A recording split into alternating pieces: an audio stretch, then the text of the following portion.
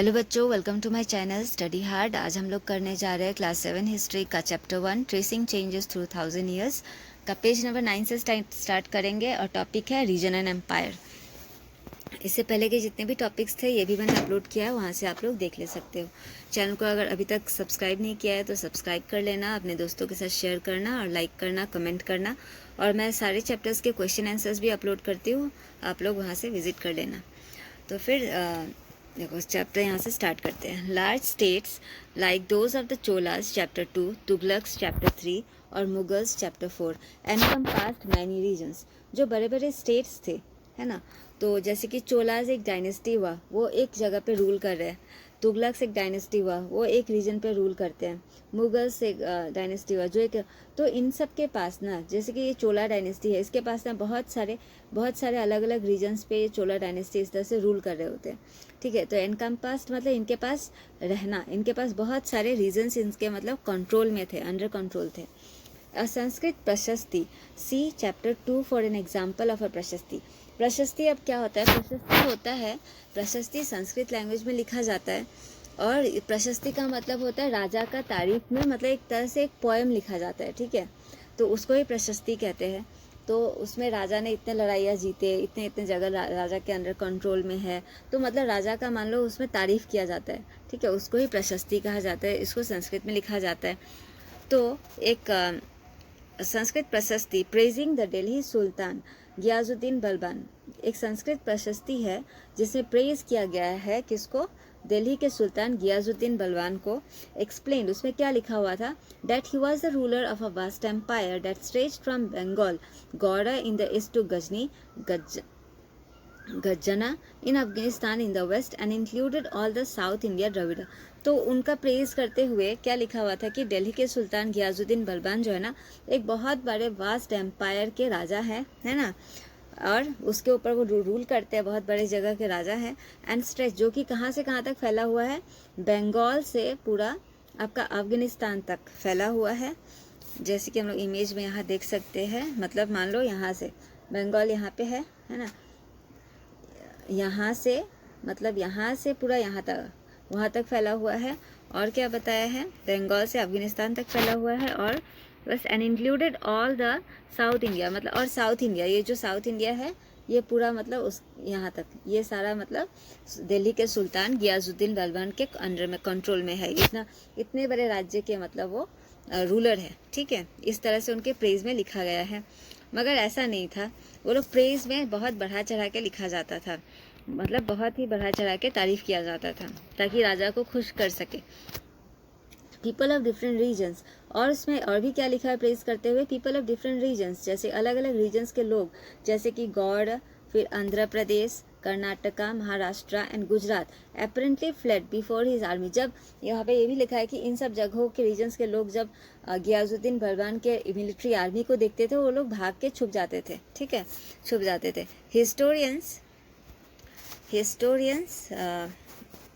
regarded these as exaggerated claims of conquests। तो historians को समझ में आ गया था कि इस तरह से ये सब exaggerated claims, मतलब ये सब सच्चाई नहीं था।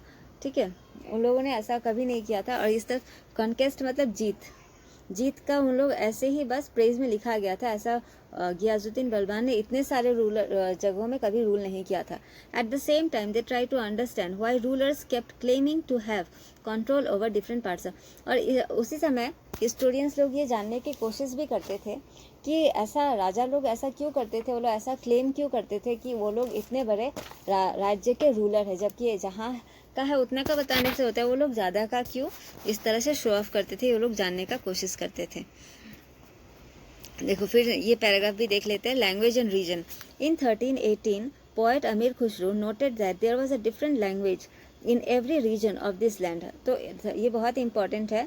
1318 में एक पोएट थे जिनका नाम था अमीर खुसरो। उन्होंने बताया कि हर रीजन में अलग अलग लैंग्वेज था, जैसे कि सिंधी, लाहौरी, कश्मीरी, द्वार समुद्री इन साउदर्न कर्नाटका में बोला जाता था। तेलंगानी इन आंध्र प्रदेश में, गुजरी इन गुजरात में, माबड़ी इन तमिलनाडु में, गौड़ी इन बंगाल, अवध में, इन ईस्टर्न उत्तर प्रदेश अवधी बोला जाता था यूपी में, एंड हिंदवी बोला जाता था इन एंड अराउंड दिल्ली के आसपास। Amir Khusro went on to explain that in contrast, इसके साथ ही अमीर खुसरो जी ये भी बताते हैं कि to these languages there was Sanskrit which did belong to any language. तो इतने सारे लैंग्वेज तो था ही, मगर इसके साथ एक संस्कृत लैंग्वेज भी था जो किसी भी रीजन का नहीं था, ठीक है, किसी भी रीजन का नहीं था, और ये बहुत ही ओल्ड लैंग्वेज है, बहुत पुराना लैंग्वेज है, जिसको ओनली जिसको कॉमन पीपल नहीं समझ पाते हैं, do not know it, only the Brahmins, to only Brahmins लोग ही उनको जो संस्कृत लैंग्वेज है उनको समझ में आता है। Make a list of languages mentioned by Amir Khusro, तो ऊपर तो दिया ही हुआ है, वहाँ से आप लोग लिस्ट बना लेना। Prepare another list of names of languages spoken today in regions he mention, तो उस समय में जो रीजन्स में जो लैंग्वेज बोले जाते थे और आज के समय में बहुत ज़्यादा उसमें चेंजेस आ गए हैं। Underline the names that are similar and circle that are different, तो जो सिमिलर है उसमें अंडरलाइन करने बोला है, और जो लैंग्वेजेस डिफरेंट हो गए ना उसमें आपको सर्कल करने बोला है। तो हम लोग यहाँ थोड़ा बहुत देख सकते हैं, जैसे कि आंध्र प्रदेश में अभी तेलुगु बोला जाता है ना, उसके बाद गुजरात में गुजराती बोला जाता है, इसी तरह से कश्मीर में कश्मीरी लैंग्वेज बोला जाता है, ठीक है, इस तरह से बंगाल में बंगाली गौड़ी नहीं बोला जाता है, बंगाली बोला जाता है। ये सब कुछ डिफरेंसेस है जो उस समय में अलग लैंग्वेज था और आज अलग है। देखो, by 700 many regions already possessed distinct geographical dimensions, तो 700 तक बहुत सारे अलग अलग जो रीजन्स थे ना उनका अपना अपना एक ज्योग्राफिकल बाउंड्री था, ठीक है। जैसे कि ये एक रीजन है, ठीक है, यहाँ पे एक डायनेस्टी के लोग एक राजा रूल करता है, उसका एक अपना बाउंड्री है, ठीक है। एक दूसरा रीजन है मान लो यहाँ पे, तो इस पे उन लोग का अपना एक बाउंड्री है, इधर एक दूसरा रीजन है उसका एक अपना, और यहाँ पर अपना कल्चर है, यहाँ पे अपना कल्चर, यहाँ पे अपना कल्चर है, इन लोग का अपना लैंग्वेज है, सब कुछ डिफरेंट हुआ करता था। And their own language and cultural characteristics, यहाँ तक समझ में आ गया होगा आप लोग को। You will learn more about this in chapter 7 में, इसके ब्रीफली और भी आप लोग समझोगे, ठीक है, पढ़ोगे। They were also associated with specific ruling dynasties, तो अभी जो मैंने समझाया स्पेसिफिक बाउंड्रीज में, जैसे कि यहाँ, तो यहाँ पे उनका अपना अपना एक रूलिंग डायनेस्टी था, यहाँ पे जैसे कि चोलाज यहाँ पे रूल कर रहे हैं ना, यहाँ पे खलजिस लोग, इस तरह से अलग अलग डायनेस्टी के लोग रूल कर रहे थे। There was considerable conflict between the states, और ऑब्वियसली स्टेट्स के बीच में लड़ाइयाँ होते रहते हैं, कंटेस्ट करने के लिए, जीतने के लिए, वो अपना उस रीजन को अपने कंट्रोल में लाने के लिए इस तरह से लड़ाइयाँ बीच में होते रहते थे। Occasionally dynasties like Chola, Khaljis, Tughlaq and Mughals were able to build an empire that was pan regional spanning diverse regions, तो यहाँ पे ये बताया गया है कि चोलाज जैसे कि चोलाज एक डायनेस्टी का ग्रुप, एक डायनेस्टी का नाम है मान लो, ठीक है, छोटे छोटे ये सारे रीजन्स है, ठीक है, यहाँ पे अलग अलग मान लो रूलर्स लोग रूल कर रहे हैं ऐसे, ठीक है। मान लो यहाँ पे चोलाज लोग रूल कर रहे थे, यहाँ पे हमला किया, ये चोलाज के अंडर आ गया है ना, फिर यहाँ पे हमला किया, ये इसके अंडर आ गया, तो इस तरह से जब बहुत सारे रीजन्स एक डायनेस्टी के अंदर में आ जाते हैं, है ना, बहुत सारे रीजन्स मिलके एक डायनेस्टी बन गया ना, जो कि चोला डायनेस्टी यहाँ पे रूल कर रहा है, तो जब इसी को पैन रीजनल कहते हैं, ठीक है, इसी को पैन रीजनल कहते हैं। तो यहाँ पे बताया गया है कि चोलास डायनेस्टी के राजा, खलजी के, तुगलक के, मुगल्स के, इन लोगों ने पैन रीजनल एम्पायर में रूल किया था, ठीक है, बहुत सारे रीजन्स पे उन लोगों ने कब्जा करके अपने अंडर में किया हुआ था, तो और उन लोगों ने पैन रीजन बना दिया, मतलब बहुत सारे रीजन्स पे ऊपर एक साथ मतलब रूल करने को पैन रीजन बोलते हैं, जिसमें अलग अलग डाइवर्स रीजन्स उसके अंदर थे। Not all this empires were equally stable और सक्सेसफुल, मगर ऐसा नहीं था कि वो लोग बहुत सारे रीजन्स को अपने अंडर में ले आते थे और वो लोग बहुत ही ज़्यादा इसलिए स्टेबल और सक्सेसफुल हो जाएंगे, ऐसा नहीं था। ऐसा होता था कि बहुत सारे रीजन्स को एक साथ कंट्रोल करना भी मुश्किल हो जाता था, है ना, तो इसके कारण वो अनस्टेबल हो जाते थे और डिक्लाइन हो जाता था, उनका राज्य भी धीरे धीरे ख़त्म हो जाता था, ठीक है। तो आगे देखते हैं। When the Mughal empire decline in 18, तो मुगल एम्पायर मान लो कहाँ कब से स्टार्ट हुआ था, तो ये स्टार्ट हुआ था, मुगल का जो पहला रूलर था वो था बाबर, जो कि 1526 में अपना एम्पायर स्टार्ट किया था, ठीक है। और मुगल्स लोग कब तक रूल किया था, उन्होंने 1761 तक मुगल्स का रूल था, ठीक है। तो 1761 तक जब लास्ट रूलर जो था औरंगजेब, उसके डिक्लेयर जब उन लोगों का क्या हुआ, मुगल्स जब बहुत सारे रीजन्स को एक साथ रूल करने लगे तो वो लोग मतलब स्टेबल नहीं हुए। बाद में जाके जो औरंगजेब के बाद जो बाकी मुगल्स के रूलर्स लोग आए तो वो लोग इतना स्टेबल नहीं थे, वो लोग इतना एलिजिबल नहीं थे जो बहुत सारे रीजन्स को एक साथ वो लोग रूल कर सके। तो धीरे धीरे उन लोग का डायनेस्टी जो था ना डिक्लाइन होने लगा, मतलब धीरे धीरे ख़त्म होने लगा। ठीक है, उनका पावर कमने लगा। तो जब देखा कि जब उनका पावर कमने लगा 18th सेंचुरी में, इट लेड टू द री एमर्जेंस ऑफ रीजनल स्टेट्स। मान लो मुगल एम्पायर जो था वो इतने बड़े, मान लो यहाँ पे मुगल एम्पायर रूल करता है, ये बहुत सारे रीजन्स, ये वाला एक रीजन है, ये एक रीजन है, ये एक रीजन है, इसके अंदर में है। जब इन सब रीजन्स के जो छोटे छोटे रूलर्स है ना देखा कि मुगल एम्पायर जो है डिक्लाइन कर रहा है, तो उन लोग मुगल एम्पायर से अपना हट गए। ठीक है, उन लोगों ने अपना एक अलग किंगडम बना लिया कि अब वो उसके अंडर में क्यों रहेंगे, जबकि उनके राजा जो है ना जो उनके ऊपर ये कंट्रोल कर रहे हैं, उनका अब पावर नहीं है। तो धीरे धीरे फिर से वो लोग हट के अपना अलग अलग रीजनल स्टेट्स बना लिया उन लोगों ने पैन रीजन को छोड़ दिया। देखो, मगर but years of imperial pan regional rule had altered the character of the regions. इसका मतलब कि मगर इतने सालों से जो वो लोग पैन रीजनल रूल में एक साथ रह रहे थे, बहुत सारे रीजन्स के लोग एक साथ रह रहे थे, उनका लैंग्वेज मिक्स हो गया है कि नहीं, उनका लैंग्वेज मिक्स हो गया, उनका कल्चर मिक्स हो चुका था। तो इस तरह से मगर इसलिए क्या कर, but years of imperial pan regional rule had alter the character of. तो हर रीजन, जब रीजन्स अपना अपना फिर से अलग डिवाइड हो गए मुगल का डिक्लाइन होने के बाद, फिर भी उनके कैरेक्टर्स में, उनके लैंग्वेज में थोड़ा बहुत डिफरेंस आ चुका था। Across most of the subcontinent, the regions were left with the legacies of the big and small states that had ruled over them. तो अलग अलग रीजन्स बनने के बाद में वहाँ पे छोटे छोटे राजा जो थे वहाँ के रूलर बन गए अलग अलग रीजन्स के, और वहाँ पे रीजन्स वर लेफ्ट विद और लीगेसीज, मतलब उनके कुछ मान लो कुछ कल्चर है ना, अलग अलग बिग और स्मॉल स्टेट्स जिसके साथ वो लोग पहले पैन रीजन में थे, बाद में तो वो लोग अलग हो गए, मगर जिस स्मॉल स्टेट्स या फिर बिग स्टेट्स के साथ वो लोग थे उसके कुछ मतलब कल्चर लैंग्वेज उसके साथ मतलब अभी भी बाद में भी उन लोग को देखने को मिलते थे, that had ruled over them. This was apparent in the emergence of many distinct and shared traditions.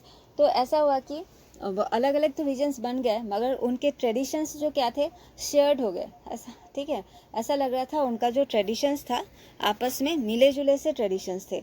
अलग अलग रीजन्स के ट्रेडिशंस उन लोग का दूसरे जिन रीजन्स के साथ वो लोग पैन रीजन में थे पहले, उनका ये सारे मतलब कुछ लैंग्वेजेस कुछ ट्रेडिशंस उनके शेयर्ड हो गए, मतलब सेम से मिंगल्ड हो गए थे उनके लैंग्वेजेस।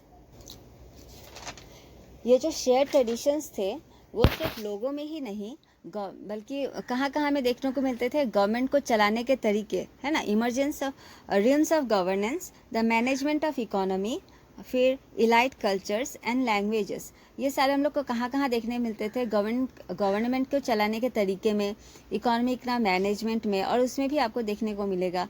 फिर कल्चर और लैंग्वेज सब में देखने को मिलेगा।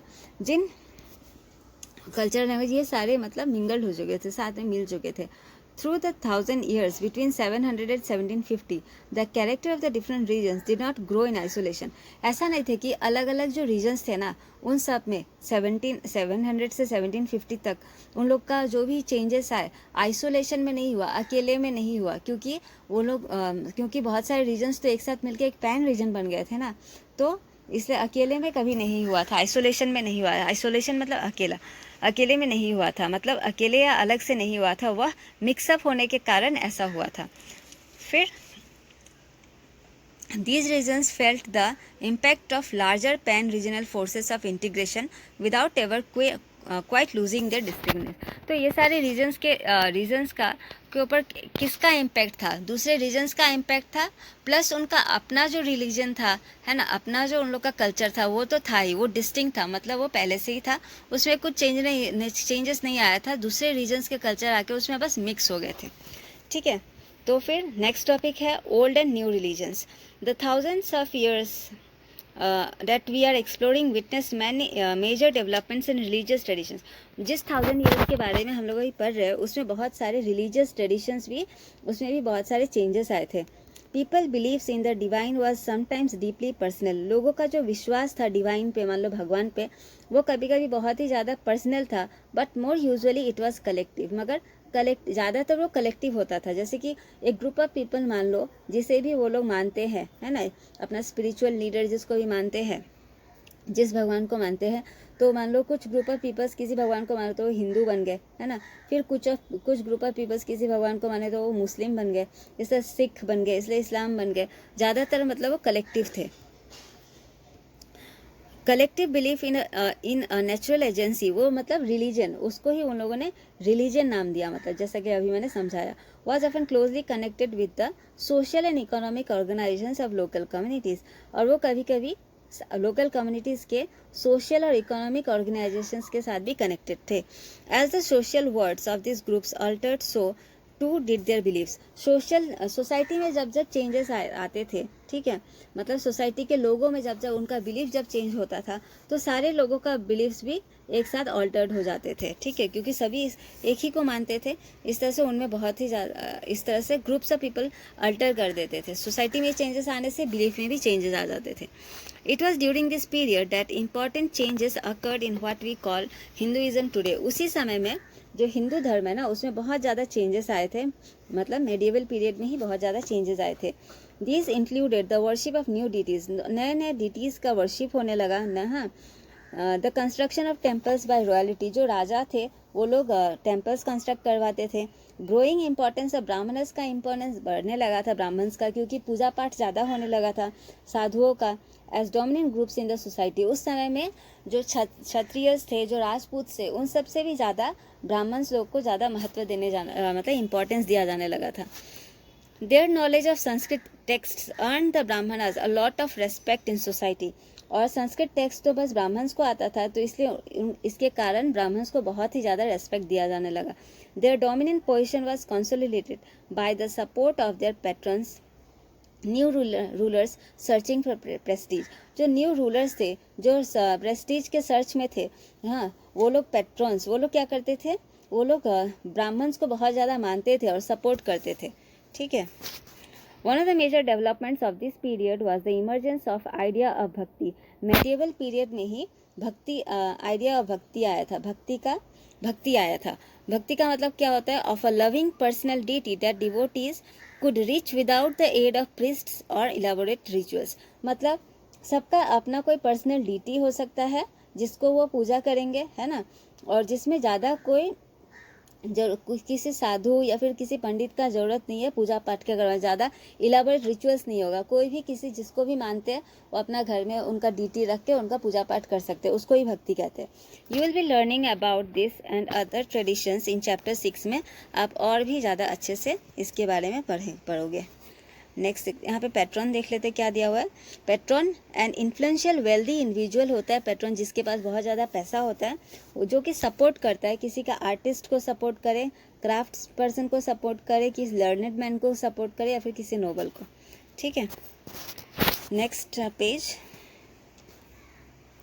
This was also the period when new religions appeared in the sub continent. उसी समय में हमारे कंट्री में, इंडिया में, अलग अलग रिलीजन्स भी आए थे। Merchants and migrants first brought the teachings of holy Quran to India in 17th century. जो अलग अलग कंट्री से हमारे देश में जो लोग आ रहे थे, माइग्रेंट्स लोग, उन लोगों ने किसके टीचिंग्स लेके आए? होली कुरान का, ठीक है। उन लोगों ने कुरान का टीचिंग्स इंडिया में लेके आए। Muslims regard the Quran as their holy book. मुस्लिम लोग जो होते हैं वो लोग कुरान को अपना होली बुक मानते हैं। And accept the sovereignty of the one God Allah. और लोग मानते हैं कि एक ही भगवान है जो कि है अल्लाह। Whose love mercy and bounty embrace all those who believe him without regard to social background. चाहे किसी का भी कोई भी सोशल बैकग्राउंड हो, जो भी अल्लाह को मानता है, अल्लाह उसको लव करते हैं, उस पर दया करते हैं, ठीक है।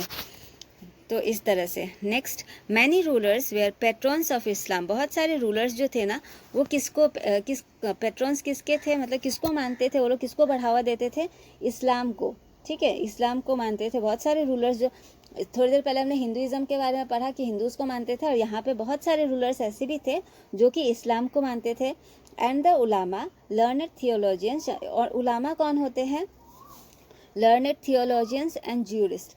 थियोलॉजियंस मतलब जो लोग जैसे कि हमारे हिंदू धर्म में क्या होता है, जो कि पंडित होते हैं, ब्राह्मण्स होते हैं, वो हमारे जो टेक्सचुअल बुक्स होते हैं ना, जैसे भगवत गीता हो गया, ये सारे बुक्स को पढ़ के वो हमें समझाते हैं। इसी तरह से जो मान लो मुस्लिम्स का इस्लाम हो गया, तो उसको वो लोग जो उलामा होते हैं ना, वो लोग उसको पढ़ के समझाते हैं, मतलब ठीक है।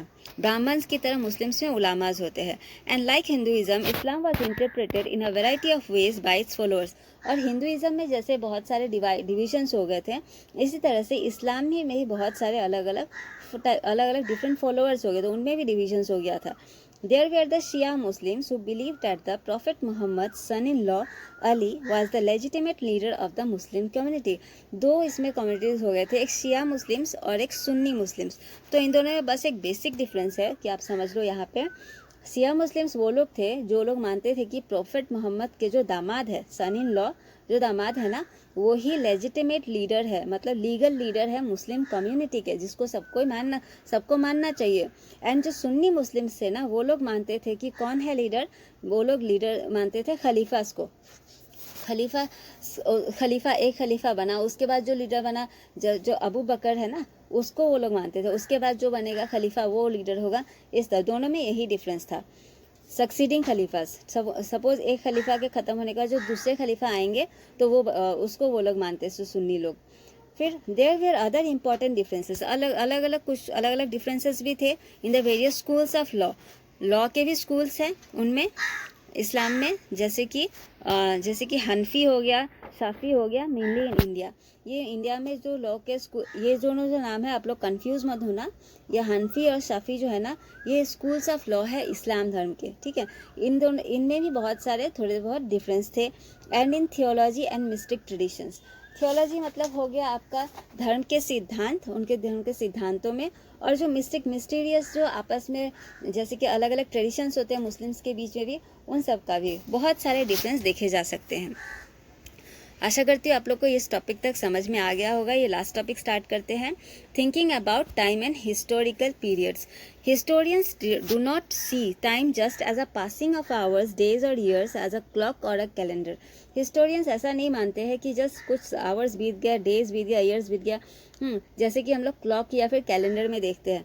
Time also reflects changes in social and economic organisation. Time change होने से बस समय नहीं बीतता है, बस टाइम का नंबर्स नहीं बीतते हैं, बस उसमें और क्या होता है, समय के साथ साथ सोशल और इकोनॉमिक चेंजेस भी आते हैं सोसाइटी में। In the persistence and transformation of ideas and beliefs, लोगों के आइडियाज़ और बिलीव्स भी चेंज होते हैं। तो हिस्टोरियंस इस तरह से देखते हैं टाइम को। The study of time is made somewhat easier by dividing the past into large segments, periods that possesses shared characteristics. तो स्टडी ऑफ टाइम को हिस्टोरियंस ने थ्री सेगमेंट्स में बांटा है। आप लोग को समझ में आना चाहिए कि 3 सेगमेंट्स क्या है, अलग अलग पीरियड्स क्या है। Ancient period of Indian history है ना, फिर मेडिएवल पीरियड है, उसके बाद मॉडर्न पीरियड है। इस तरह से बांटा गया है। In the middle of the 19th century में ब्रिटिश हिस्टोरियंस ने divided the history of India को 3 पीरियड्स में बांटा था, ठीक है। उन लोगों ने 3 क्या पीरियड्स में बांटा था, हिंदू, मुस्लिम और British. This division was based on the idea that the religion of rulers was the only important historical change and that there were no other significant developments in the economy, society और culture. तो British historians ने India के history को 3 segment में बांटा था, हिंदू, मुस्लिम और ब्रिटिश। उन लोगों ने ये किस बेसिस पे बांटा था कि किस समय में जो राजा जिस धर्म को मानते थे उस हिसाब से उन लोगों ने 3 सेगमेंट्स में बांटा था। मगर इसका मतलब तो ऐसा नहीं है कि उस समय में कोई चेंजेस नहीं हुआ हो। उन लोगों ने इकोनॉमी, सोसाइटी, कल्चर, इन सब में जो चेंजेस हुए थे उसको नज़रअंदाज कर दिया था, ठीक। बस रिलीजन को ही उन लोगों ने ज़्यादा मैटर दिया था। Such a division also ignore the rich diversity of the subcontinent. और हमारे कंट्री में जो इतना डाइवर्सिटी है उन सब चीज़ों को भी नेग्लेक्ट कर दिया। बस रिलीजन के ऊपर ही, धर्म के ऊपर ही ब्रिटिश हिस्टोरियंस ने फोकस किया था। Next page. View historians follow this periodisation today. आज भी बहुत सारे हिस्टोरियंस है जो इसी पीरियडाइजेशन को फॉलो करते हैं।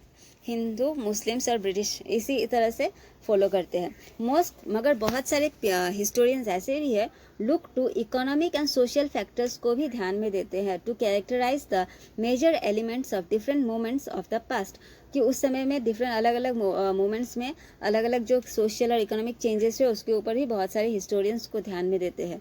The histories you read last year included a wide range of early societies. जो आपने जो पिछले साल क्लास 6 में पढ़े होंगे हिस्ट्री, उससे बहुत सारे अर्ली सोसाइटीज़ के बारे में आपने पढ़ा था, हंटर एंड गैदरर्स के बारे में पढ़ा था, अर्ली फार्मर्स के बारे में, people living in towns and villages के बारे में पढ़े थे, and early empires and kingdoms के बारे में। तो वो सब ना आपका एंशियंट हिस्ट्री था इंडिया का। The histories you will be studying this year, जो आप लोग इस साल क्लास 7 में पढ़ोगे, आर ऑफन डिस्क्राइब, इसको मेडिएवल पीरियड कहा जाता है। You will find out more about the spread of peasant societies के बारे में आप पढ़ोगे। यहाँ पे पीजेंट्स मतलब जैसे फार्मर्स का सोसाइटी के बारे में, the rise of regional and imperial state formations, किस तरह से रीजनल और अलग अलग स्टेट कैसे फॉर्म हुए, sometimes at the cost of pastoral and forest people, forest के पीपल्स को हटा दिया जाता था और जंगलों को काट दिया जाता था। पेस्टोरल मतलब होता है ऐसे जगह जहाँ पे एनिमल्स को चराने के लिए लेके जाया जाता है, उन सब जगहों को खाली करके सबको एग्रीकल्चरल लैंड बना दिया गया था। The development of Hinduism and Islam as major religion and the arrival of trading. आप मेडिवल पीरियड में क्या किसके बारे में पढ़ेंगे, और हिंदुइज्म और इस्लाम जो मेजर रिलीजन्स है इसके बारे में पढ़ोगे, यहाँ इसमें क्या क्या डेवलपमेंट्स हुए, और हमारे इंडिया में जो यूरोपियन ट्रेडिंग कंपनीज आए ना इसके बारे में भी आप लोग 7th में पढ़ोगे। This 1000 years of Indian history witness considerable changes. ये जो 1000 years है मेडिवल पीरियड का, उसमें बहुत सारे चेंजेस हुए थे। After all the 16th and 18th centuries were quite different from the 8th और the 11th। 16th और 18th century क्योंकि ऑब्वियसली 8th और 11th century से बहुत ही ज़्यादा डिफरेंट है। Therefore, describing the entire period as one historical unit is not without its problem। तो इसीलिए पूरे एंटायर पीरियड को है ना हम लोग अगर एक ही कहीं ना कहीं तो प्रॉब्लमेटिक है कि हम लोग पूरे एंटायर पीरियड को एक ही यूनिट में बांध दें। More the medieval period is often contrasted with the modern period. Medieval period और मॉडर्न पीरियड में बताया जाता है कि उसमें बहुत ही ज़्यादा डिफरेंस है। मॉडर्निटी का बात अगर हम लोग वर्ड के हिसाब से ले तो इसका मतलब क्या होता है, carries with sense of material progress. मान लो कि मॉडर्न पीरियड के बारे में हम लोग पढ़ेंगे, आप लोग पढ़ोगे क्लास 8 में, ठीक है, तो उसमें मॉडर्न का पीरियड मतलब ऐसा वर्ड से क्या समझ में आता है कि उसमें बहुत ज़्यादा मटेरियल प्रोग्रेस हुआ होगा, बहुत सारे मशीनरीज आए हुए होंगे, इंटेलेक्चुअल एडवांसमेंट हुआ होगा। दिस सीम्स, तो इस वर्ड से अगर देखा जाए, this seems to suggest that the medieval period was lacking in any change whatsoever, but of course we know this was not the case। मगर medieval period का नाम से ऐसा कुछ समझ में नहीं आता है कि उसमें भी कुछ चेंजेस आए हुए होंगे, मगर ऐसा तो नहीं था। हम लोगों ने इस चैप्टर में पढ़ा था ना कि बारूद का इस्तेमाल होना स्टार्ट हो गया था, इरिगेशन में स्पिनिंग व्हील आया था, है कि नहीं, और बहुत ज़्यादा रिलीजियस ये सब भी चेंजेस हुए थे। तो आप कैसे कह सकते हो कि मेडिएवल पीरियड मतलब मॉडर्न पीरियड नहीं था, उसमें मतलब चेंजेस कम हुए थे, हम लोग नहीं कह सकते हैं। मेडिएवल पीरियड में बहुत ज़्यादा चेंजेस हुआ था, मॉडर्न पीरियड से भी ज़्यादा।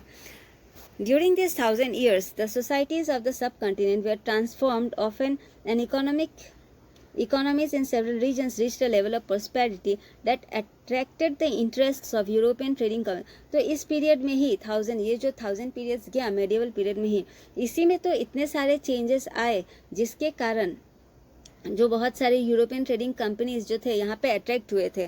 फिर बाद में ब्रिटिशर्स आ गए। ब्रिटिशर्स का पीरियड को हम लोग क्या कहते हैं, मॉडर्न पीरियड में है, मगर ब्रिटिशर्स किस चेंजेस के वजह से आए थे, ऐसा चेंजेस जो कि मेडिएवल पीरियड में हुआ था, तभी तो ब्रिटिशर्स यहाँ पे आए थे। तो हम लोग मेडिएवल पीरियड को नज़रअंदाज नहीं कर सकते हैं, ऐसा नहीं कह सकते हैं कि उसमें बहुत कम ही मतलब चेंजेस आए थे, हम लोग ऐसा नहीं कह सकते हैं।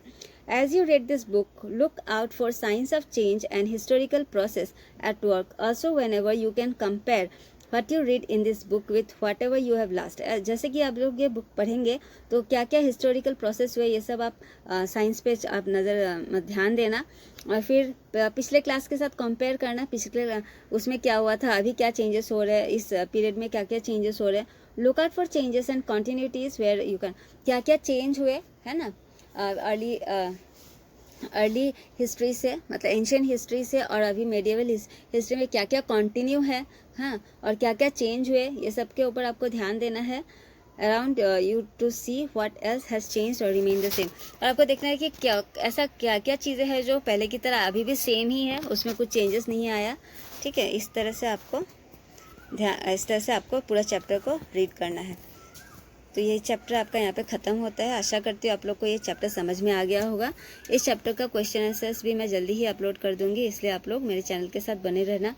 चैनल को आप लोगों ने सब्सक्राइब नहीं किया तो सब्सक्राइब कर लेना, अपने दोस्तों के साथ शेयर करना, लाइक करना, और किस चैप्टर पे मैं वीडियोज़ बनाऊँ आप लोग कमेंट करके बता सकते हो।